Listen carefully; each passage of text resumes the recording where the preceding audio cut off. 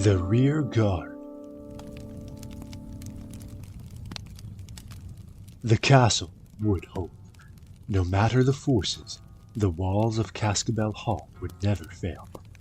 But that was small consolation for Menegur. He was hungry. In fact, he had never been so hungry. The well in the atrium of the fortress supplied him with enough water to hold there until the fourth era. But his stomach reminded Menegur minute to minute that he needed solid food. The wagon load of supplies mocked him.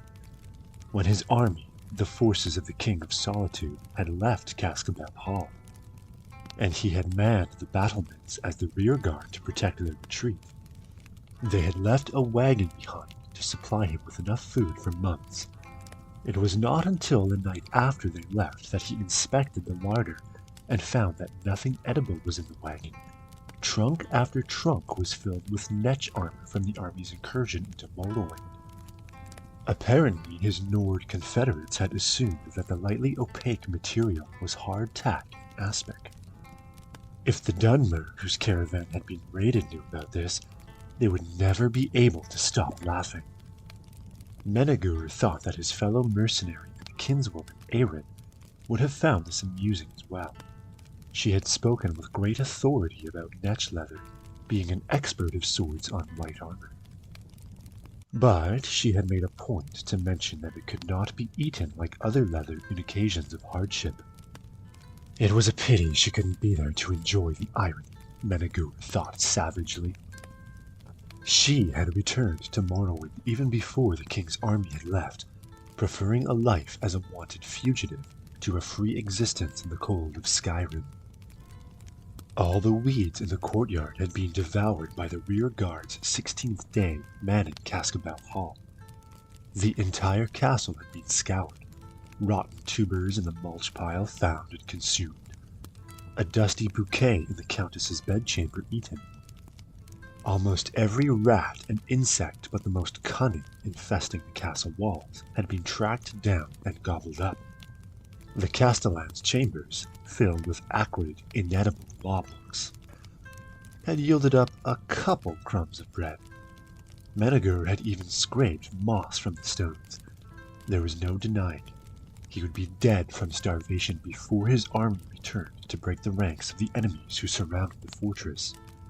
The worst part, said Menegur, who had taken to talking to himself on only the second day alone in the castle, is how close sustenance is. A vast arbor of golden apples stretched acre after acre near the castle walls.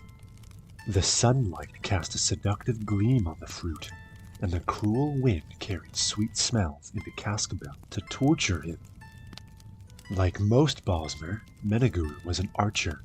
He was a master of long and medium-distance fighting, but in close quarters, as he would be if he dared to leave the castle and enter the enemy camp in the arbor, he knew he would not last long.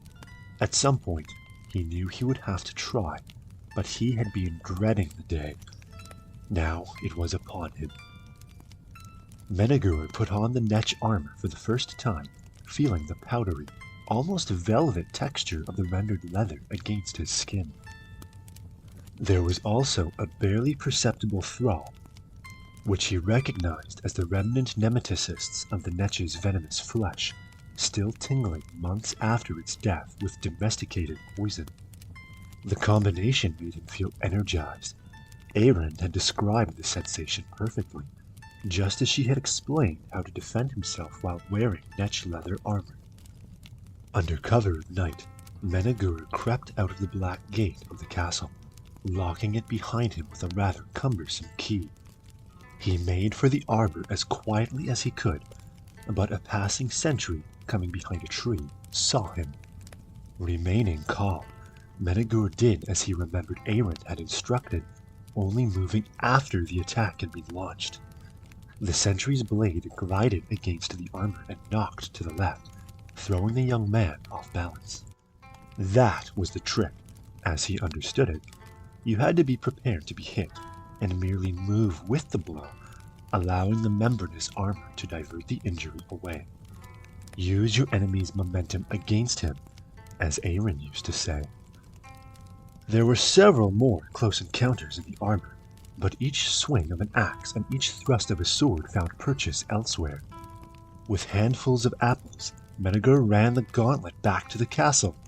He locked the back gate door behind him and fell into an orgy of eating. For week after week, the Bosmer stole out to gather his food. The guards began anticipating his raids.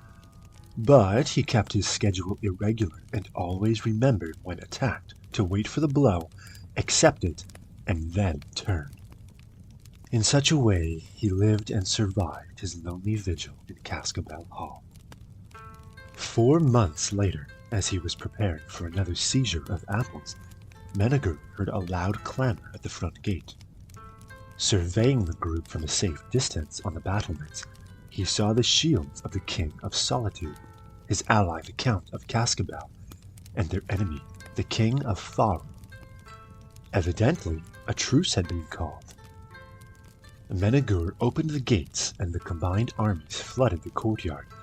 Many of the knights of CFRU sought to shake the hand of the man they had named the Shadow of the Arbor, expressing their admiration of his defensive skills and apologizing good-naturedly for their attempts to slay him.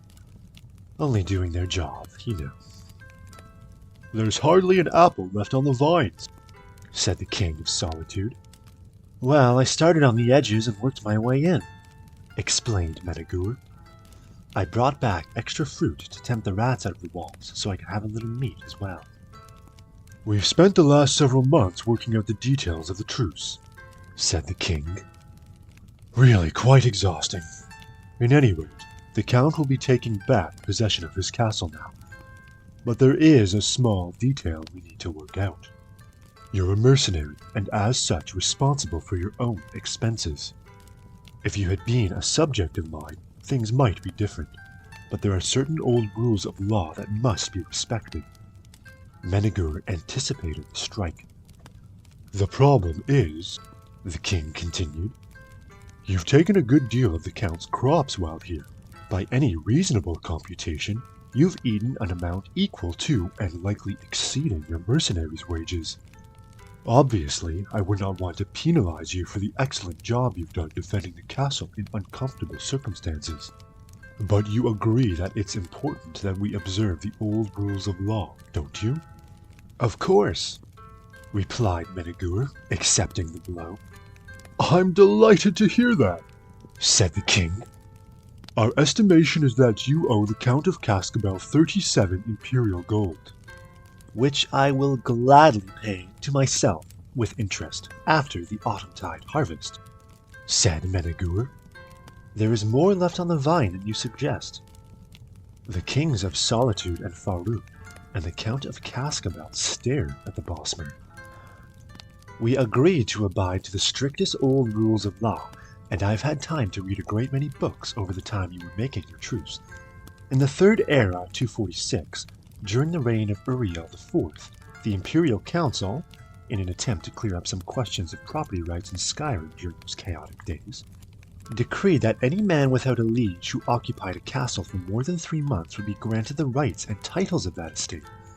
It's a good law, of course, meant to discourage absent and foreign landlords." Menegur smiled, feeling the now familiar sensation of a glancing strike diverting. "By the rule of law, I am the Count of Cascabel. The rearguard's son still holds the title of Count of Cascabel, and he grows the finest, most delectable apples in the Empire."